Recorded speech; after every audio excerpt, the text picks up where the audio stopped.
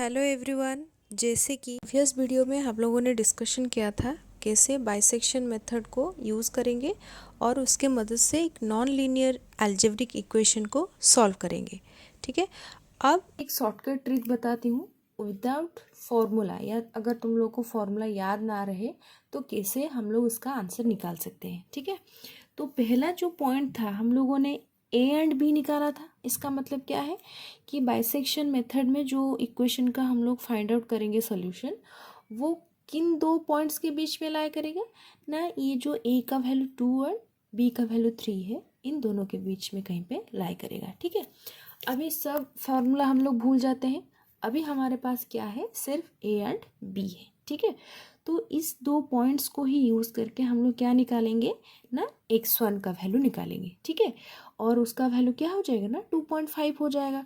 मतलब इतना बड़ा इंटरवल था और हम लोग उसमें से एक पॉइंट 2.5 निकाल रहे हैं। अब हम लोग चेक करेंगे कि ये जो इंटरवल है इसको राइट हैंड साइड से कट करें या लेफ्ट हैंड साइड से कट करेंगे। ठीक है, और ये कौन डिसाइड करके बताता है ना, फंक्शन ऑफ x1 डिसाइड करके बताता है। ठीक है, तो फंक्शन ऑफ x1 क्या आया था ना, पॉजिटिव वैल्यू आया था। ठीक है, तो अगर function of x1 positive value आया तो पॉजिटिव का मतलब क्या होता है, राइट होता है। राइट साइड को हम लोग क्या करेंगे, बाइसेक्ट करेंगे या उसे एलिमिनेट करेंगे।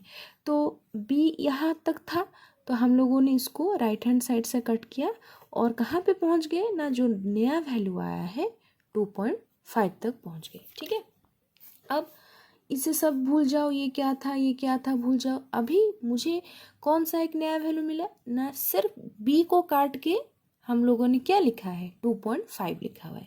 तो जो नया वैल्यू आएगा, ए को तो चेंज नहीं किया है, ए इक्वल्स टू 2 रहेगा, लेकिन बी चेंज होके क्या हो गया उसके प्लेस में ना, x1 आ गया। ठीक है, तो अभी के लिए जैसे ए एंड बी को लेके हम लोगों ने इसे ऐड किया और डिवाइडेड बाय 2 किया।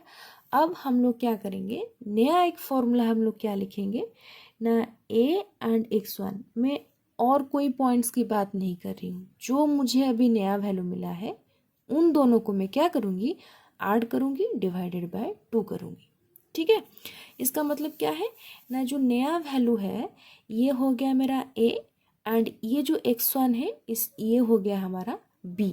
ठीक है, तो a plus x1 divided by 2 कर दिए और मुझे क्या मिला वैल्यू ना, 2.25 मिला। ठीक है, तो अब फिर से ये क्या मिल रहा है, इन दोनों के बीच में कोई पॉइंट्स मिल रहा है। अभी भी मैं क्या करूँगी, कोई फॉर्मूला अप्लाई नहीं करूँगी, मैं सिर्फ क्या चेक करूँगी ना, ये 2.25 इन दोनों के कौन से साइड में लाई करेगा, x1 के साइड में या ये a के साइड में। ठीक है, तो वो कौन डिसाइड करके देगा ना, function of f of x2। ठीक है, तो अगर ये पॉजिटिव निकला तो हम लोग कहाँ से कट करेंगे ना, फिर से क्या करेंगे, राइट हैंड साइड से कट करेंगे। तो यहाँ तक था हमारा x1, यहाँ तक था, तो ये राइट हैंड साइड से हम लोग काट के कहाँ तक ले आए ना, ये x2 तक ले आए। ठीक है, तो a को तो हम लोगों ने चेंज नहीं किया था, तो a का वैल्यू क्या हो गया, 2 हो गया। और ये जो x1 था, a जो नया वैल्यू था, ये चेंज होके क्या हो गया ना, x2 इक्वल्स टू 2.25। और किसी को चेंज मत करना, बस राइट हैंड साइड से काट लेना और मुझे 2 पॉइंट्स मिल जाएंगे।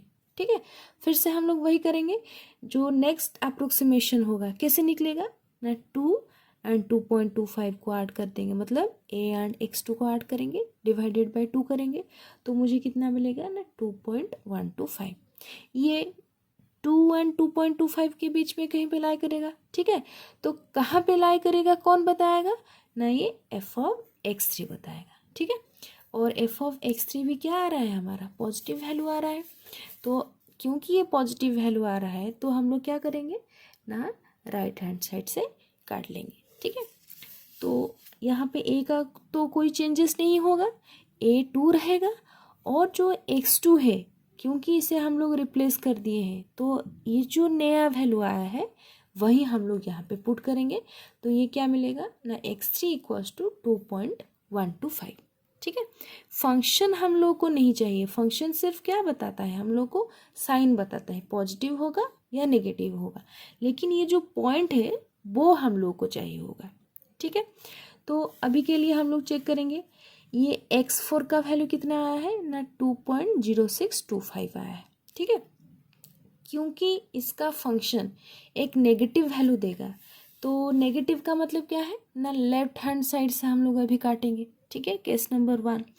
तो अब देखो x3 राइट हैंड साइड में है, x3 को हम लोग चेंज नहीं करेंगे क्योंकि यहाँ पे नेगेटिव वैल्यू आया है, तो नेगेटिव के लिए हम लोग कहाँ पे जाएंगे ना, ये लेफ्ट हैंड साइड से काट देंगे। तो a यहाँ पे रिप्लेस होके कौन सा वैल्यू निकला है ना, 2.0625, और ये किसका वैल्यू है ना, x4 में। बस इन दोनों का वैल्यू लिखेंगे, ठीक है, और डिवाइडेड बाय 2 करेंगे। अब देखो यहाँ पे जो वैल्यू आया है क्या आया है ना, 2.0938। अब जितना भी हमें वैल्यू मिला है, ये जो value x1 x2 x3 x4 x5 जितना भी वैल्यू मिला है, तो हम लोग वो चेक करते हैं कि ये 2 डेसिमल प्लेसेस तक इनमें से किसी का वैल्यू सेम होता है या नहीं होता है, ठीक है।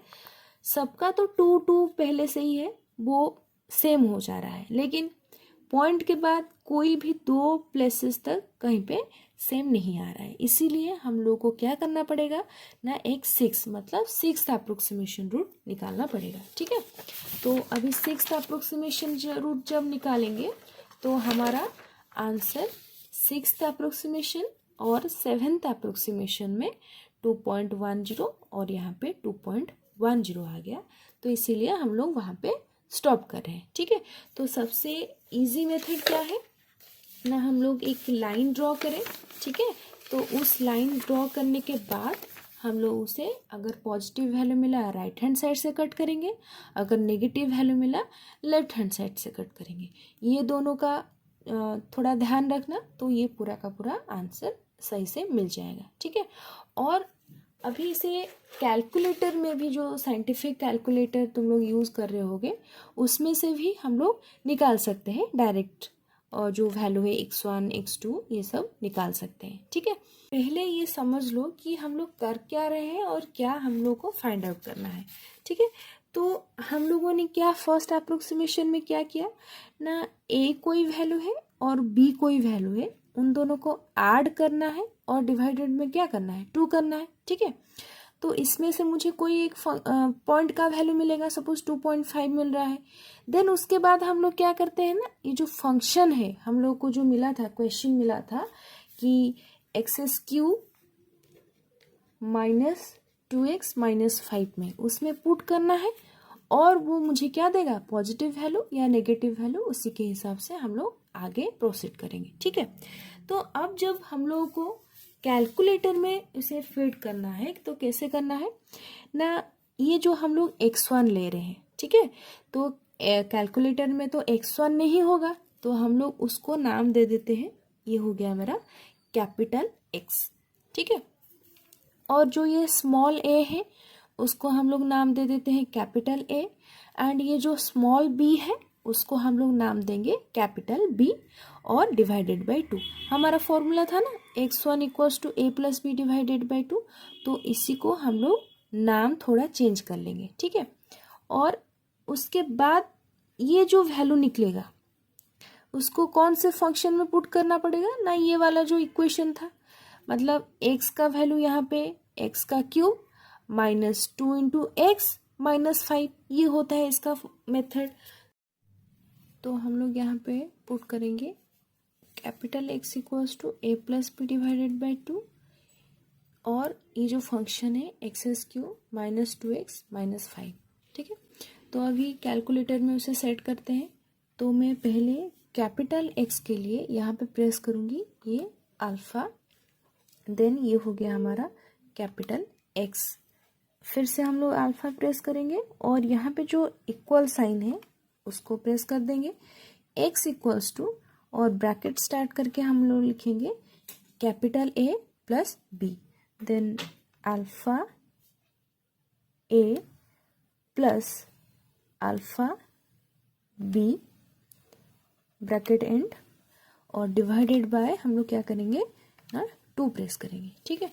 तो फिर से हम लोगों को अल्फ़ा प्रेस करने के बाद यहाँ पे जो 2 कॉलम है, यहाँ पे जो पॉइंट है ये इससे प्रेस कर देंगे, ठीक है। देन उसके बाद ये जो इक्वेशन है x³ माइनस 2x माइनस 5 ये हम लोग लिखेंगे, ठीक है। और फिर से हम लोग अल्फा x और पावर में मुझे 3 चाहिए, तो यहाँ पे जो है x³ है, तो इसके लिए मुझे सिर्फ x³ लिखना पड़ेगा, ठीक है। और minus 2 into x, capital X, ठीक है, अल्फा x माइनस 5, ठीक है। ये हो गया जो इक्वेशन है उसे हम लोगों ने फिट कर दिया। अब हम लोग कैलकुलेट करेंगे, तो फिर से मुझे क्या करना पड़ेगा ना, जो कैल सी लिखा हुआ है इसे मैं प्रेस कर दूंगी, ठीक है। अब वो क्या करेगा ना, जो वैल्यूज है ए एंड बी का वैल्यू वो हम लोग को पुट करना पड़ेगा यहाँ पे। तो अब देखो ये जो पॉइंट है हम लोगों ने इसी को कैपिटल ए लिया था और इसे कैपिटल बी लिया था, ठीक है। तो मैं यहाँ पे कैपिटल ए के जगह पे क्या पुट करूँगी ना, 2 पुट करूँगी, ठीक है। ऑलरेडी 2 में पुट कर चुकी हूँ, तो फिर से मैं क्या करूँगी ना, 2 पुट करने के बाद यहाँ पे इक्वल साइन को प्रेस करूँगी, ठीक है। और बी का वैल्यू क्या है यहाँ पे ना, 3 है, तो बी का वैल्यू भी 3 में पुट कर चुकी हूँ। अब इसे कैलकुलेट करना है, मैं फिर से क्या करूँगी ना, ये जो इक्वल का साइन है नीचे इसे मैं प्रेस कर दूंगी, ठीक है। तो ये मुझे कैलकुलेट करके क्या बता रहा है ना, ये 2.5 है, ठीक है, मेरा आंसर। और ये x1 का वैल्यू कितना आया था हमारा, 2.5 आया था, ठीक है।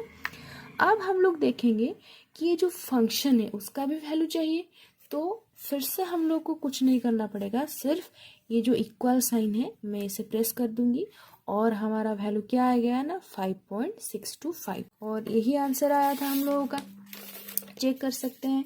ये जो पहला वाला आंसर था हमारा क्या था ना, 5.625 और हमारा जो आंसर क्या आया है ना, 5.625 आया है, ठीक है।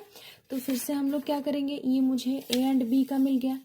अब नेक्स्ट जो इटरेशन है या नेक्स्ट अप्रोक्सीमेशन है, हम लोग फिर से ए का वैल्यू क्या पुट करेंगे, 2 पुट करेंगे और कैपिटल बी में क्या पुट करेंगे ना, 2.5 पुट करेंगे, ठीक है। तो अभी देखते हैं ये क्या देता है। फिर से क्या करना पड़ेगा, मुझे इक्वल साइन प्रेस करूंगी। तो अब जो ए है सेकेंड अप्रोक्सीमेशन के लिए क्या है, ए का वैल्यू ना 2 है, तो ऑलरेडी 2 यहाँ पे फिक्स है, तो हम लोग फिर से क्या करेंगे ना, ये इक्वल साइन में प्रेस करूंगी, ठीक है। तो अब बी के जगह पे कितना मैं लिखूंगी ना, 2.5 लिखूंगी, तो अभी मैं लिख देती हूँ बी के जगह पे 2.5, ठीक है। और मैं प्रेस करूंगी इक्वल साइन। अब देखो कितना आ गया ना, 2.25 और हमारा आंसर कितना आया था, 2.25, ठीक है।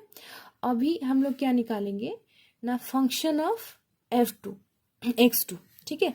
फंक्शन ऑफ x2 का वैल्यू क्या आ गया, देखो फिर से क्या करना पड़ेगा ना, ये इक्वल का साइन प्रेस करूंगी और मेरा आंसर कितना आएगा, एक पॉजिटिव वैल्यू दैट इज 1.89063, ठीक है। तो अभी देख देते हैं कि ये क्या दे रहा है ना, 1.8906, तो ये वैल्यू और ये वैल्यू हमारा सेम आ गया, ठीक है, 1.8906 और यहाँ पे 1.8906, ठीक है।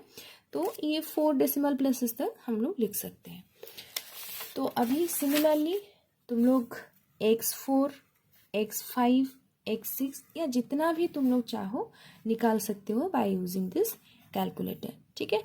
और ये इजीली तुम लोग को आंसर दे देगा, लेकिन ये प्रोसेस अब तुम लोग को लिखना पड़ेगा, ठीक है।